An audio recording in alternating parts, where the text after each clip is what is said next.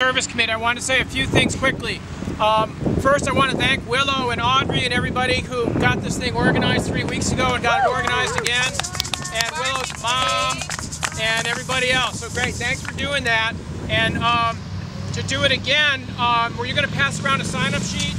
I am. I have a book right here. Great. So if you make sure that she's got your name, your email address, your contact, your Twitter feed, whatever it is, so that she can let you know about the next things that are going to happen. Because this is how things start. They start small and they grow. All right, so this is great, and it's great that somebody didn't stop waiting for someone else to make things happen. It said, let's make things happen. 35 years ago tomorrow, 180 people walked onto the Seabrook site and got arrested. A couple of things about that action that are historically significant. One was that it was 10 times as many people as had participated in the previous demonstration.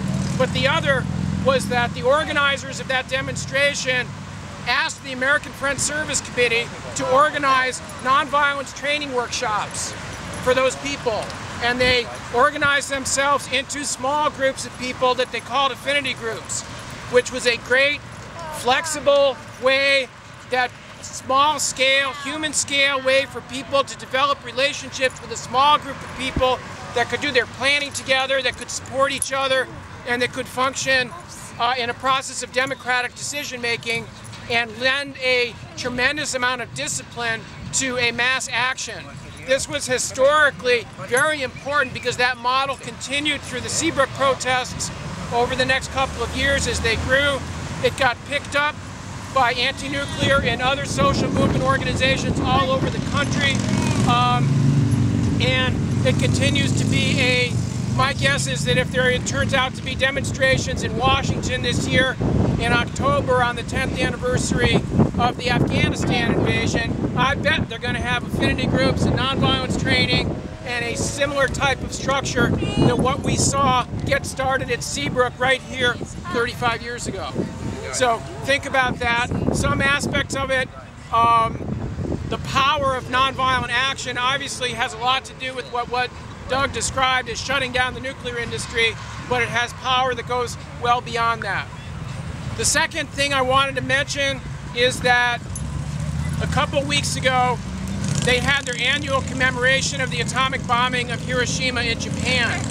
And every year, people get together and they have, it's kind of stuffy. I mean, it's a little bit like almost a United Nations type of event with declarations and manifestos and stuff that happened. But this year, the declaration that was released at the Hiroshima commemoration for the first time ever explicitly called for the shutdown of nuclear power, right?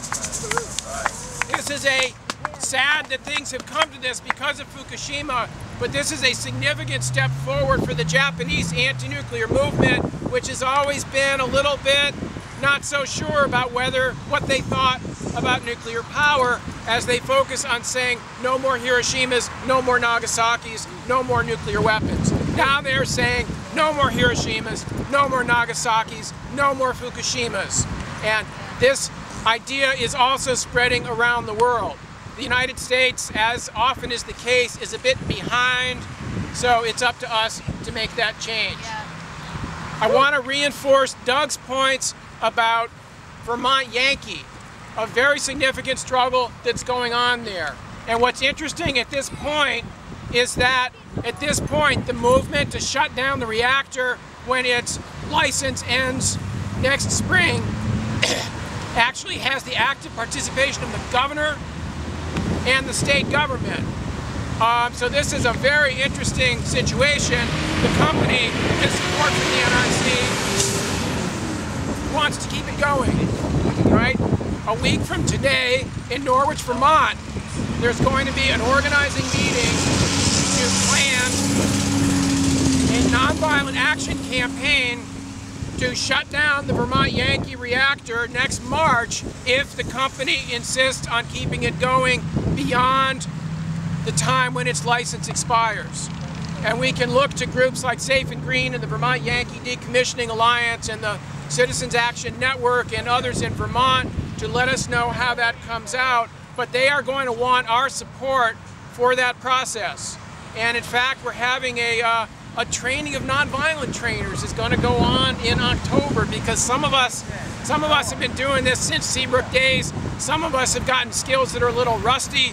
Some of us weren't born yet and wanted to learn how to do that. So we're going to try to gear that up again so that we can be ready. And I'll try to make sure that Willow and other people know about it. And I hear Audrey's going to the University of Vermont. How about that? So, got to make sure there's a lot of good stuff going on there. So there's a lot to do. I want to thank Doug and Sapple for keeping attention on the NRC and on this process. But as Doug well knows, the process is stacked. It's stacked against us. It's stacked in favor of the nukes. Somebody recently said corporations are people. Anyway, that's the kind of people that get preference in our political system right now, until the people rise up, the real people, flesh and blood human beings, rise up and demand change and demand something different. This is part of that process. Thanks for being here. That's right. Woo!